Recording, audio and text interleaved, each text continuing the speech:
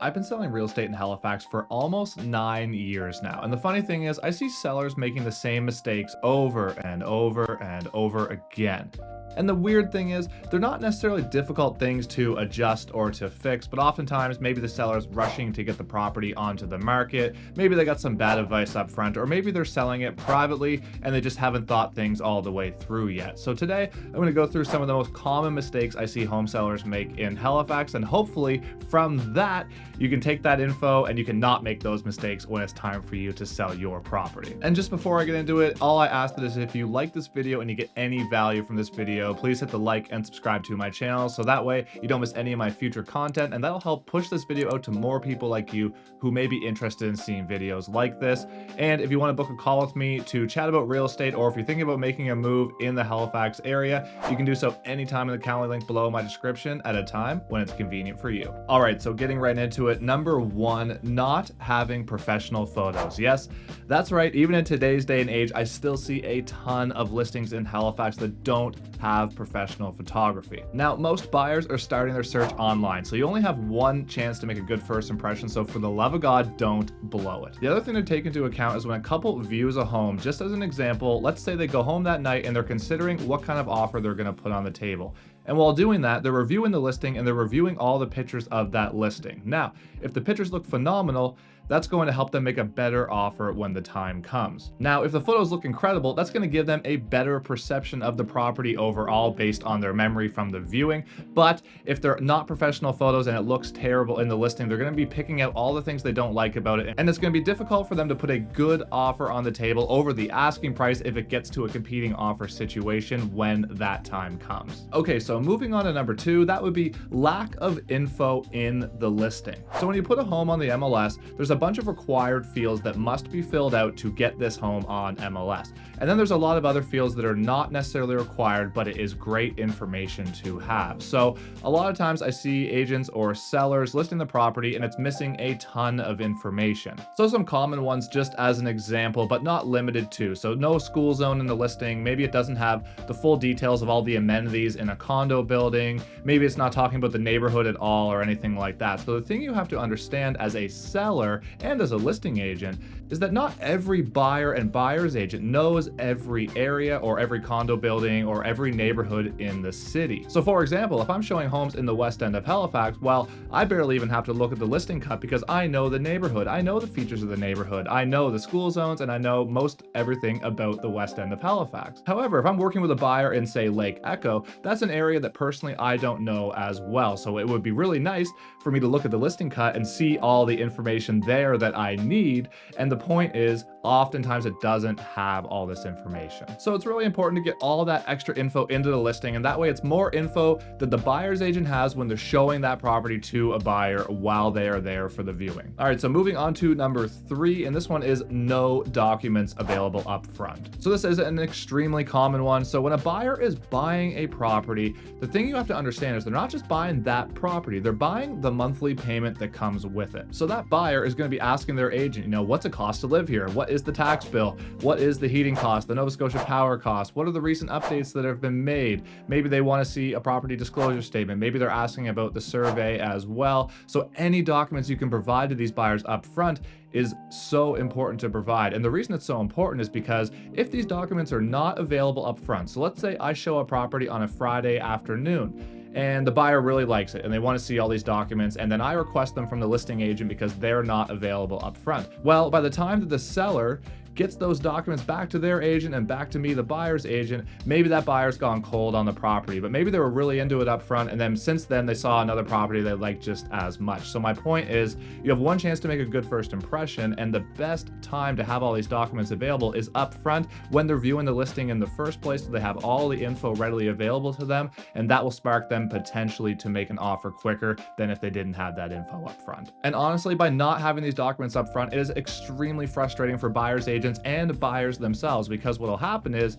as a buyer's agent showing a home, the buyer's asking them, what's the heating cost? What's the tax bill? Where's the property lines? And all these questions that, if the documents are not available, the buyer's agent simply does not know the answers to these questions without having these documents. All right, so moving on, the next one is not properly preparing your property before listing it. So this one is important, and just like I said in the photo section in my number one point that I made, you have one chance to make a good first impression, so this stuff really does matter. Now, I'm not telling you to renovate your whole property or do a massive reno before you list your property, but what I'm saying is get it as best as it can be based on what's there right now. So if there's any paint touch-ups, do them. If there's a few pieces of trim missing, fix it. If there's a couple shingles missing on the roof, fix it. So just all these little things that do add up to a buyer's overall perception of what this property is like.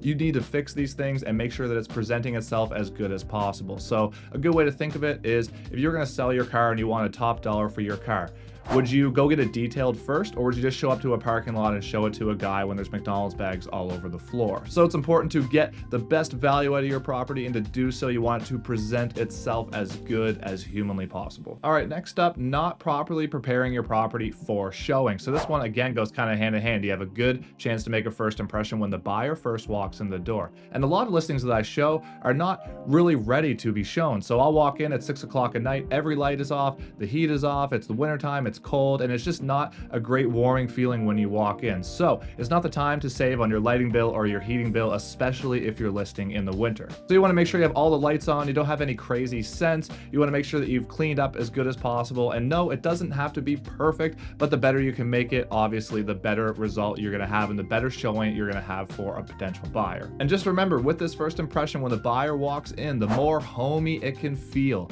the better possible result you're going to get from a showing with a potential buyer. All right, so moving on here, we're getting close to the end. The next one is not staging vacant properties. Now, this is a big one. I personally think that staging makes a humongous difference, especially if the property is vacant. However, I do not think it's always 100% necessary. So for example, if you have a vacant property that is a huge fixer-upper that's going to need a ton of work, and any potential buyer is going to be doing like a gut job renovation, well, maybe staging in that case is not 100% necessary. But if you have something that has a lot of dated furniture, it might be a good idea to bring in some new kind of modern furniture to stage it. Or if it's a vacant property that's well finished, I definitely recommend staging in that case. And just as an example of what staging can do for a property, here's a condo that we had listed in Halifax, and here's some before pictures and some after pictures. So you can see that it does make a humongous difference in the overall impression and the way that this condo shows. All right, so moving on, this one is number 7, and this one is overpricing your property. So unfortunately, this happens a lot in Halifax, well, in every real estate market for that matter. And of course,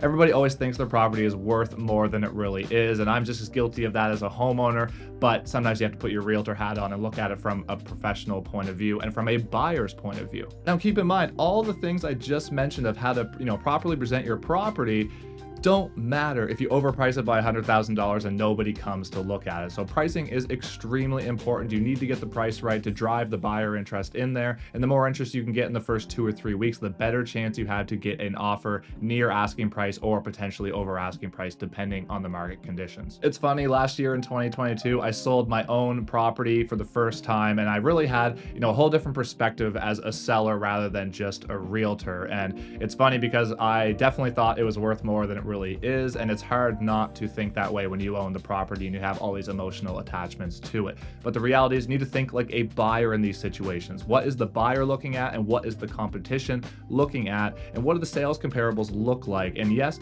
you can always price drop your listing down the road, but the reality is, in the first 2 weeks is when you're going to get the most activity on your listing, and that's when you really need to strike when the iron's hot. And that is why it's so important to get the price right the first time. So there you have it. There's my 7 biggest mistakes I see home sellers make in Halifax. So if you're looking to sell your property in 2023 or beyond that, don't make these mistakes. Take the time, price it right, and make sure you present it properly to the market. And that way, you're going to set yourself up for the best possible result that is possible based on the market conditions in your neighborhood at that time. And don't forget, if you have any questions about the home selling process, you can reach out to me anytime through my Calendly link below in the description, and you can book a seller consultation with me at a time when it's convenient for you.